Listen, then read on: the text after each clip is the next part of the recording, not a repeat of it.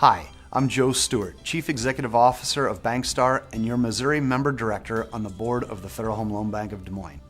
It has been both a privilege and an honor to have served you, the members of this great cooperative. You elected me to the board during the height of the recent financial crisis.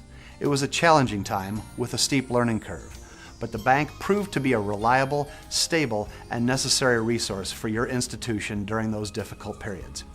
More recently, the Federal Home Loan Bank of Seattle and the Federal Home Loan Bank of Des Moines have completed a historic merger.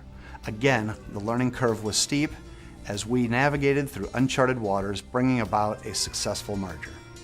There is still a lot of work to do, and we need to make sure the goals and the expectations of the combined bank continue to be achieved over the next few years.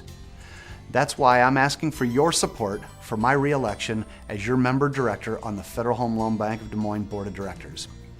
On September 28th, you or someone from your organization will receive an electronic voting ballot from the Federal Home Loan Bank. Thank you for your consideration and for your vote.